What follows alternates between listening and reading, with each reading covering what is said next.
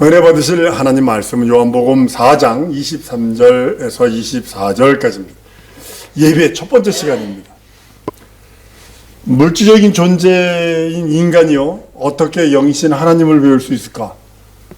이건 불가능합니다. 그런데 이것의 인간적인 방법으로는 불가능하고 인간적인 그 어떤 것으로도 그 길을 열어주지 않았어요. 그것은 하나님만이 열어줘야 하나님을 만날 수 있습니다. 하나님의 이름도 하나님이 가르쳐 주셔야 하나님의 이름을 아는 것처럼요. 하나님께서 이러한 인간의 한계를 아시고 만남의 창구를 열어주셨는데 그것이 예배입니다. 하나님 만날 수 있는 유일한 것이 예배입니다. 예배는 기독교인의 생활에서 아주 절대적이고요, 가장 우선적이어야 되는 게 그것입니다. 예배 성공하면요, 영적 생활 성공하는 것이고, 예배 실패하면 그 사람의 영적 생활 또한 절망 가운데로 빠지게 되어 있습니다. 예배는요, 최고의 하나님과 나와의 영원한 관계를 맺는 최고의 관계의 수단이 바로 뭐냐면 예배입니다. 예배는요, 신앙생활의 알파와 오메가가 되는 것입니다.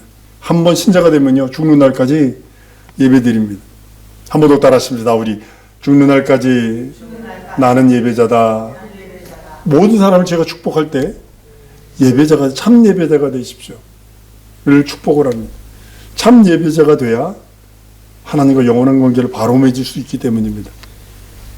신분과 빈부귀천, 남녀노소를 막론하고요, 누구에게나 해당하는 것이 예배입니다. 예배 드리느냐 안 드리느냐, 가톨릭 같은 경우는 평생 3번 가도 가톨릭 교인 이렇게 얘기합니다만, 그거는 우리는 그렇게 인정을 안 하죠. 태어나서 세례 받을 때, 결혼식 할 때, 죽어서 관 속에서 가면 3번 가도 가톨릭이라고 인정을 합니다. 그런데 우리 기독교회는 그러지 않습니다. 예배는 예배의 신앙의 기초예요. 아주 가장 기본적인 기초고 가장 기본적인 출발점입니다. 예배를 어떻게 드리느냐, 가장 중요한 것입니다. 아무개 신앙에 대한, 어떤 사람에 대한 신앙에 대해서 알고 싶다면 그가 예배를 어떻게 참여하는지를 보면 금방 알게 되어 있습니다. 가령 예배가 꾸준하게 잘 드리는 사람, 신앙인이라고 하죠. 신앙이 있고 믿음 있는 사람이라 합니다. 예배를 거르거나 등한시하거나 또 때에 따라서 이상한 짓도 하고 빠져먹기도 하고 그러면 조금 시험 들었다 이렇게 봅니다. 예배를 거르거나 등한시하면 시험 든 자거나 타락하여 세상으로 돌아간 자들이라고 이렇게까지 취급을 합니다. 우리 같이 중고등학교 때 신앙생활 잘하던 친구들 지금 예자도 없는 것 같아요. 종교적 형상은 남아있을지라도 만남의 흔적이 없기 때문에 그렇습니다. 신자는 예배를 통해서 자신의 믿음을 하나님 앞에서 그리고 교회 가운데 신고 발휘할 수 있습니다. 예배는 7일 중에 하루만 드려요. 물론 수요 예배도 있고 금요 기도회도 있습니다만, 그러니까 수요 예배는 주일날 못하는 걸 대신하고 금요 기도회 때도 못하는 걸 대신해서 기도하고 이렇게 하는 겁니다. 성경의 안식 후 첫날 또는 주의 날이라고 우리가 얘기를 합니다. 주일을요. 우리는 주께서 부활하셔 성령 강림하신 날을 기념하기 위하여 주일이라 이렇게 표현을 합니다. 우리는 사실 주일을 위해서 6일을 사는 겁니다. 주일을 위해서 6일을 사는 거예요. 6일 동안 준비해서 신앙의 보따리가 있어요. 세상에서 믿음으로 행한 그 어떤 것들, 그걸 하나님 앞에 풀어놓고 하나님 앞에 내어놓고 뵙고 경배하고 또 실패한 거 있으면 아래서 위로받고 치유받고 그러는 장면이 예배 장면입니다. 그분이 이름 앞에, 하나님 이름 앞에 찬양과 경배를 드리고 그분 뜻대로 살지 못한 것을 또 회개도 하고요. 그 음성을 들으면서, 그 말씀을 들으면서 깨끗하고 정직한 마음으로 하나님을 섬기는 것입니다. 하나님은 예배를 통해서 성경에 약속하신 복과 은혜를, 생명 등을 한없이 내려주시길 원합니다. 예배가 신앙생활에서 가장 중요한 이유가 바로 거기 있는 것입니다. 여러분, 양복 만들면 제사장가 요즘에는 중국에서 양복 찍어내는 거 보니까요, 무섭더라고요. 천을 한 1m를 놓고 그냥 재단을 하더라고요. 그게 다 이만큼 되는 게 다 천이에요. 양복 천. 그걸 재단을 하더라고요. 그러니까 몇백 벌, 몇천 벌씩 만들어가는 거예요. 잘 만들어진 옷을 위해서 이제 진열해 놓잖아요. 그러면 그걸 사가는 바이어들이 사서 비싼 대가를 돈을 주고 구입해서 읽기도 합니다. 우리가 복음을 전한다 할 때 예배를 통해서 복음을 알려주는 것이 가장 더 효과적이고 효율적인 방법입니다. 양복을 만들어서 팔듯이 예배를 통해서 복음을 온전하게 중재할 수 있고 증거할 수 있고 사람들에게 하나님을 알게 하고 예수 그리스도 앞에 나오게 하는 것이 가장 큰 은혜와 은총이기도 합니다. 가장 정상적인 신자가 누구냐면요, 예배를 착실하게 참석하는 사람입니다. 가끔 왔다가 얼굴만 보고 그러면 좀 문제가 심각한 것 같아요. 예배를 통해서 하나님의 자녀라는 신분이 확인되기 때문에 그렇습니다. 자기 신분이 확증되는 겁니다. 혹은 예배를 경외히 여기는 사람이 있다라면 하나님 그 이름을 하나님을 멸시하는 죄가 있다라고 말라기 1장 6절에 우리 PPT 한번 보십니다. 시작. 내 이름을 멸시하는 제사장들아, 나 만군의 여호와가 너희에게 이르기를 아들이 그 아비를 종이 그 주인을 공경하나니 내가 아비일진데 나를 두려움이 어디 있느냐, 내가 주인일진데 나를 두려움이 어디 있느냐 하나 나는 너희는 이르기를 우리가 어떻게 주의 이름을 멸시하였나이까 하도다. 그러죠. 하나님의 이름을 멸시하는 자에게 무슨 영광이 있겠어요? 하다못해 여러분의 이름을 멸시해봐요. 누가 동창이라도 친구라도 여러분 이름 무시해봐요. 제가 한 친구를 참 싫어하는 이유가 뭐냐면 내가 과거에 있어 선교사로부터 해서 모속 있었던 일들을 얘기한 적이 있어요. 어느 친구들 모임에서. 그때 옆에서 거짓말이야, 뻥이야 뻥 이러더라고요. 그러니까 걔는 고등학교 때부터 그랬거든요. 고등학교 때부터 그렇게 남이 잘 되는 꼬라지를 못 봐. 남이 좀만 뭐 했다 그러면 저거 말하는 그런, 그러니까 사람 고쳐 쓰는 게 아니다라는 것이 거기서 딱 드러나는 것 같아요. 하나님만이 하실 수 있어요. 예배를 드리되 하나님의 이름에 합당한 영광을 돌려드려야 될 거, 이런 거 내가 해야 할 일입니다. 우리가 신자들이 여러분 혹시 전도할 때 예배에 대해서 잘 가르쳐 줘야 돼요. 예배만큼 절대 무시할 수 없는 계명으로 들려줄 수 있어야 합니다. 예배요. 가끔 예배 참석하지 않아도 혼자서 기도하고 성경 읽고 기도하고 봉사하고 돈 보내고 헌금 보내고 영적생활 잘한다고 하는 사람인데요, 이거 스스로 속고 있는 거예요. 스스로 미련 곰뚱이 같은 짓 하고 있는 거예요. 예배를 무시하는 자들은요, 하나님의 얼굴을 뵙지 못한 자입니다. 믿음이 없어도 완전히 믿음이 없고 신앙을 지속시킬 수도 없어요. 그러니까 이상해져요. 자기가 교주가 돼버렸어요. 스스로 예배 드리는 사람이요, 나 알라스카에서 봤어요. 알라스카는 주일이 여기가 시간차가 많이 나요. 시간차가 그래도 한 10몇 시간 난다고요. 근데 그 사람은 스스로 나는요 토요일날 한국 예배로 예배 드려요. 그리고 말어. 그리고 주일날 고기 잡으러 가고 주일날 연어 잡으러 가고 별의별 짓 다 하더라고요. 그 사람이 직분이 목사야. 그러니까 결국은 과부가 아니라 어떤 여자 집사 데리고 도망갔지. 결국 그런 이상한 소리를 내는 것을 보게 됩니다. 예배는 그 얼굴을 뵙는 것이에요. 하나님의 얼굴을 뵙고 그 손등에 입 맞추는 겁니다. 얼굴을 뵙고 그 손등에 입 맞추는 그런 의미입니다. 전쟁에서 승리한 장군이 임금 앞에 나가 금유를 내올 때 입 맞추고 승전보를 전하는 승전보를 전해서 영광을 받는 것처럼 예배는 임금이 전쟁에서 어땠냐, 막 드라마틱하게 얘기 안 해서 우리가 밀리기도 하고요, 많이도 죽기도 하고요, 막 드라마틱하지 않았을까요? 그걸 왕 앞에 얘기하는 거예요. 왕 앞에 막 얼마나 멋있겠어요. 왕이 막 흥분하기도 하고 막 그러지 않을까요? 예배는요, 예수 이름, 그 이름 붙들고 하는 겁니다. 예배는요, 예수 보혈 의지하고 하는 겁니다. 예배는요, 예수 말씀으로 6일 동안 영적 생활 승리 후에 하나님께 드리는 승전보, 보고서와 같은 겁니다.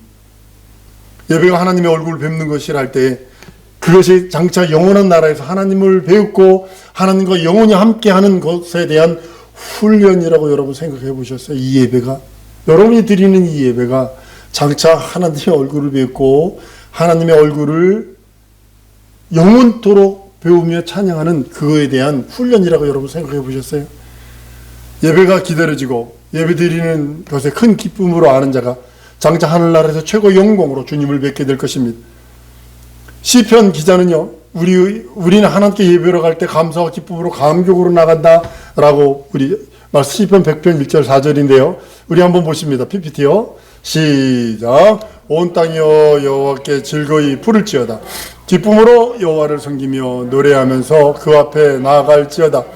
여호와가 우리 하나님인 줄 너희는 알지어다.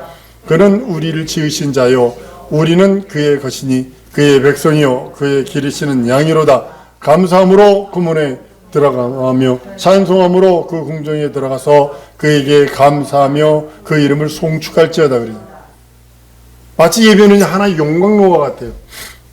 용광로 뭐 요즘에 미국에서도 그리고 저기 파키스탄 이런 데서 보면 콜라 캔 것들과 녹여가지고 이제 알루미늄 빼내는 거 보면 막 해가지고 아주 매연들 엄청 나거든요.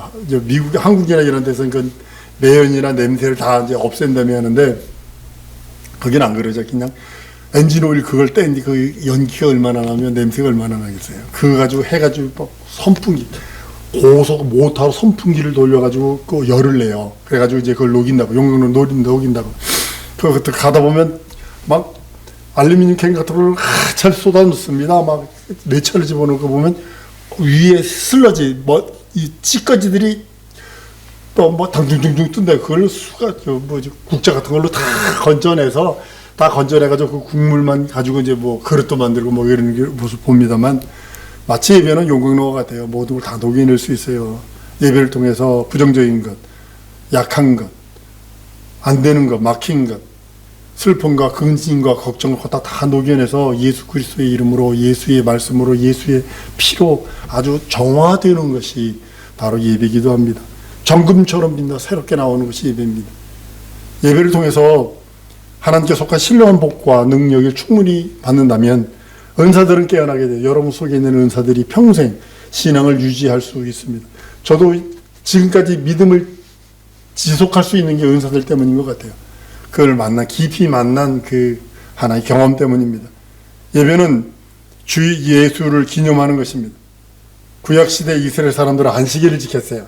그들은 계명에 의해서 7일 동안 거룩한 날을 정해서 7일을 거룩한 날로 정해서 그날의 모든 노동을 쉬면서 창조주 하나님을 기념을 합니다. 그리고 지금 우린 예수 그리스도를 믿는 신약교인들은 주일을 지킵니다. 주일은 예수 그리스도께서 십자가에서 죽고 부활하신 날, 성령께서 강림하신 날, 그래서 우리는 그날을 기념하는 것입니다. 그러니까 안식일은 조물주를 기념하는 것이고 주일은 예수 그리스도의 부활을 기념하는 것입니다. 안식일을 지킨 이스라엘 백성이 조물주 하나님으로부터 복을 받아요. 육신을 좋게 해요. 환경을 형통하게 하는 복이 있어요. 이스라엘 민족이요. 절대로 우리는요, 여러분 이스라엘에 대해서 영적인 거 진짜 조심해야 되는 그 부분이 바로 그건 것 같아요. 그에 비하면 주일을 지켜 예배하는 우리는요, 조물주 하나님을 불러주고 구세주이신 예수를 기념하는 것입니다. 이를 통해서 이스라엘이 받은 물질적인 복도 받고 그보다 더 소중한 영혼을 위한 신령한 복도 받는, 우리는 두 가지의 복을 다 받아요. 이스라엘은 영혼의 신령한 복은 받지 못하지만 육체의 복을 받아요. 환경이 잘 돼요. 이스라엘이 진짜 잘 됩니다. 그러나 우리는 물질적인 복도 받고 신령한 복도 함께 받는다고 말씀하고 있는 겁니다. 초기 기독교의 성도들은 주일날이요 모이도 떡대기를 위해서 모였어요. 사도행전 20장 7절에도 보면 안식 후 첫날 우리가 떡 때려 하더니 이랬어요. 계시록 1장 10절에도 주의 날이라 이렇게 말씀을 합니다. 고린도서 16장 2절에도 매 주일 첫날에 이렇게 표현을 합니다. 안식 후 첫날 모여서 떡 떼며, 그러니까 구약 시대 때 그거는 성찬, 주로가 이제 성찬하려고 떡 떼려고 예수의 살찌고 피 흘린 공로를 기념하려고 모였습니다. 그래서 이제 말씀을 듣고 제자들이 베드로가 설교도 하고 이런 식으로 됐던 겁니다. 예배는 하나님의 축복을 공개하는 겁니다. 여러분들 예배에 하나님께서 축복을 열어놓으시고 거기서 마음껏 퍼가라는 거거든요. 구약 성경의 사무엘하 6장을 보면 오베데돔에 대한 이야기가 나옵니다. 법궤를 모시고 가는데 말에다 끌고 갔어요. 법궤는 절대로 말에다 끄는 거 아닙니다. 사람 어깨가 매는 거지. 그래서 뛰임으로 잡았어요. 그랬더니 우사가 죽었어요. 거기 베레스 우사. 거기 우사가 죽었거든요. 그러니까 솔로몬이 무서운 거예요. 어머, 그 옆에서 있던 그것도 넘어지는 다윗이 너무 충격을 받은 거예요. 그러니까 넘어지는 법궤가 넘어지지 않도록 잡았는데 죽었어. 너무 충격에. 그러니까 일로 들어오지 못한다. 그 오베데돔의 집에다가 이제 법궤를 모십니다. 근데 6개월 정도 지났는데, 몇 개월 됐는데, 석 달 지났는데요. 오베데돔이 어마어마한 복을 받은 거예요. 그러니까 다윗이 보니까, 안 죽네? 오베데돔이? 근데 복을 받았어? 그러니까 제사장들을 부르는 거야. 이걸 어떻게 하는 거냐? 그러니까 얘기합니다. 이걸 어깨로 매라돼 있습니다. 그러니까 어깨로 매면서 막 다윗이 춤추는 게 거기서 나오는 거예요. 막 춤추고 막 그냥 성소로 모아서 기뻐하며 즐거워하며 행복해하는 모습이 바로 이제 그 법궤가 지성소에 성전에 들어오는 그런 장면이기도 합니다. 우리가 예배 드리는 것은 하나님의 법궤를 모신 것 같아요. 법궤를 잘 모시는 자에게 복이 임했듯이 예배를 성공하면 하나님께서 신령한 복을 주십니다. 하나님은 예배하는 현장에다 그분의 소유하신 복을 다 쏟아놓으세요. 얼마든지 퍼가라. 네가 영역껏 퍼가라. 예전에 그 미시프 강에서 금을 캐다가 배가 전복이 됐는데 전복이 돼가지고 사람이 안 나와 갔다 왔더니 서서 죽었어 이래고. 왜냐니까 금을 이걸 놔야 사는데 금을 목에다 걸어가지고 보따리를 이렇게 금 보따리를 몇 개를 맸거든. 이게 무거우니까 수행이 안 되는 거예요. 그냥 이래고 죽었어 이래고 서서. 우리 하나님은 우리들에게 그러거든요. 모든 복을 내려놓고 너희들이 가져갈 수 있는 만큼 가져가. 우리 예배 현장에다가 그분이 쏟아놓은 복이 있어요. 얼마든지 퍼가라는 거죠. 우리가 하나님께 받은 복 중에 최고의 복은요, 그분 앞에 무릎 꿇는 신분이에요. 가장 큰 복이 여러분 뭐라고 생각을 하세요? 하나님 앞에 내가 예배할 수 있는, 무릎 꿇어 예배하는 것. 그거보다 더 큰 복은 없다고 성경은 말씀을 하는 겁니다. 예배 자체가 복이고, 예배 자체가 하나님 앞에 무릎 꿇고, 예배자 무릎 꿇어서 그의 음성을 듣고, 하다못해 세상에요, 원래 버핏인가요? 그 사람하고 점심 한 끼 먹는데요, 20억 정도를 줘야 됩니다. 점심, 저녁 그 한 끼 먹는데. 어떤 사람은 1억, 어떤 사람은 8억, 10억을 줘야 밥 한 끼를 먹을 수 있습니다. 밥 한 끼 먹으면서 무슨 얘기를 하냐면요, 투자, 뭐 이런 얘기를 상담을 듣는데요. 그런 걸 하는데 돈을 그렇게 받아요. 그렇게 받아요. 하물며 우리는 예배를 통해서 하나님 앞에 무릎 꿇고 그 음성을 듣는다고 생각을 해보세요. 그분의 계획을 듣는다고 생각을 해보세요. 그분의 뜻을 분별한다고 생각을 해보세요. 그분이 즐거워하는 즐거움을 안다는 것에 대해서 우리는 얼마나 하고 있느냐는 거죠. 우리 하나님은 우리들을 위해서 복을 내려주시기를 원합니다. 신령한 복이요. 영혼이 잘된 것 같이 네 영혼이 잘 되라. 그래서 영혼이 잘 되는 복. 그 다음에 육체가 잘 되기를 원합니다. 환경이 잘 되기를 원합니다. 상황이 잘 되기를 원합니다. 처지가 잘 되기를 원하십니다. 그래서 먼저 내 영혼입니다. 예배를 즐거워 사모하세요. 많은 사람들이 예배를 그냥 예배 보러 간다고 해서 구경꾼으로 갑니다. 절망이, 우리나라 말이 많아요. 50이에요. 50인데 그냥 구경꾼으로 눈으로만 보는 거예요, 예배. 그러니까 찬양 집회 때 그렇게 젊은 청년들이 많잖아요. 전쟁 집회 때 구경꾼들이에요. 거기다가 또 음악 있잖아요. 자기들이 좋아하는 음악 쿵짝쿵짝 대주잖아요. 그러니까 감성에다가 갖다 대버렸어요. 예배자로서의 하나님 앞에 나가는 것이 아니라 감성으로서 하나님께 나감으로 인해서 문제가 심각해지는 그런 모습을 봅니다. 예배를 즐거워 사모해야 됩니다. 우리 모두는 다른 것은요, 이렇게 흐를 수 있고 저렇게 흐를 수 있어요.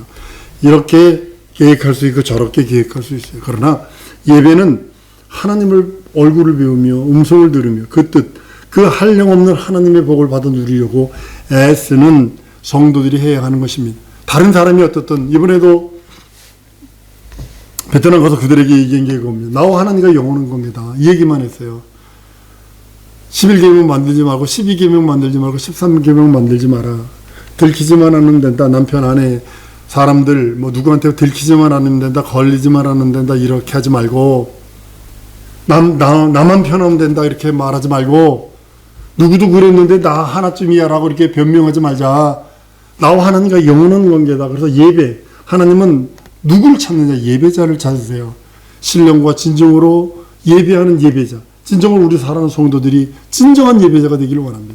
그래서 진정으로 하나님이 주시려는 그 모든 복, 하나님이 주시려는 모든 행복, 내 영혼이 잘 돼서 하나님의 얼굴을 배우며 음성을 들으며 모든 것을 해결할 수 있는 능력 있는 우리 성도들 될 줄 믿습니다. 이 시간에 우리 기도할 때에 하나님 참 예배자로 살기 원합니다.